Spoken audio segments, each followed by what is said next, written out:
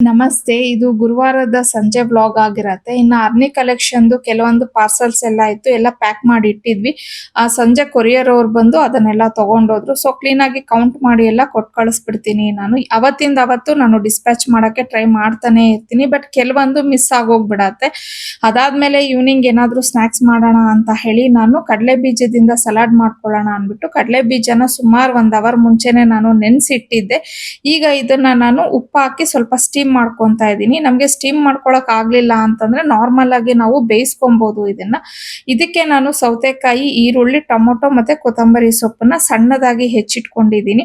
ಈಗ ಕಡಲೆ ಬೀಜ ಬೆಂದಿದೆ ಅಂತ ಅಂದಾಗ ತಣ್ಣಗಾದ್ಮೇಲೆ ನಾವು ಹೆಚ್ಚಿಟ್ಕೊಂಡಿರೋದನ್ನೆಲ್ಲ ಹಾಕಿ ಅರ್ಧ ಹೋಳಷ್ಟು ನಿಂಬೆಹಣ್ಣನ್ನ ಹಾಕ್ಬಿಟ್ಟು ರುಚಿಗೆ ತಕ್ಕಷ್ಟು ಉಪ್ಪು, ಚಿಲ್ಲಿ ಫ್ಲೇಕ್ಸ್ ಹಾಗೆ ಚಾಟ್ ಮಸಾಲ ಇಷ್ಟನ್ನು ಹಾಕಿ ಮಿಕ್ಸ್ ಮಾಡಿ ಇಟ್ಟಿದೀನಿ. ತುಂಬಾನೇ ಟೇಸ್ಟಿ ಆಗಿರತ್ತೆ. ಈವ್ನಿಂಗ್ ಸ್ನಾಕ್ಸ್ಗೆ ಅಂತೂ ತುಂಬಾನೇ ಚೆನ್ನಾಗಿರತ್ತೆ. ಈವನ್ ನಾನು ಸಮ್ ಟೈಮ್ಸ್ ಬಾಕ್ಸ್ಗೂ ಸಹ ಮಾಡ್ತೀನಿ. ನಮ್ಮ ಹಸ್ಬೆಂಡ್ಗೆ ತುಂಬಾನೇ ಇಷ್ಟ ಆಗತ್ತೆ ಇದನ್ನ ಮಾಡ್ಕೊಟ್ರೆ. ಅಂದ್ರೆ ಇದು ಪ್ರೋಟೀನ್ಸ್ ಹೆವಿ ಆಗಿರೋದ್ರಿಂದ ನಮ್ಗೆ 1 ಕಪ್ ತಿಂದಿದೀವಿ ಅಂದ್ರೂ ಸರಿ ತುಂಬಾ ಹೊಟ್ಟೆ ತುಂಬದಂಗೆ ಫೀಲ್ ಕೊಡ್ತಾ ಇರತ್ತೆ. ಸೊ ಡಯಟ್ ಯಾರಾದ್ರೂ ಮಾಡೋರು ನಿಜವಾಗ್ಲೂ ಈ ಸ್ನಾಕ್ ತುಂಬಾನೇ ಒಳ್ಳೇದು ಅಂತಾನೆ ಹೇಳ್ತೀನಿ. ಆಮೇಲೆ ನಾನು ಮಕ್ಕಳ ಜೊತೆ ಎಲ್ಲ ಕುತ್ಕೊಂಡು 1 ಕಪ್ ತಿಂದು ಅದಾದ್ಮೇಲೆ ನಂಗೆ ಟೈಲರ್ ಅವ್ರ ಮನೆಗೆ ಹೋಗ್ಬೇಕಿತ್ತು. ಬಟ್ಟೆ ಸ್ವಲ್ಪ ಸ್ಟಿಚಿಂಗ್ ಕೊಡ್ಬೇಕಿತ್ತು. ನಾನು ಕೊಟ್ಟೇ ಇರ್ಲಿಲ್ಲ.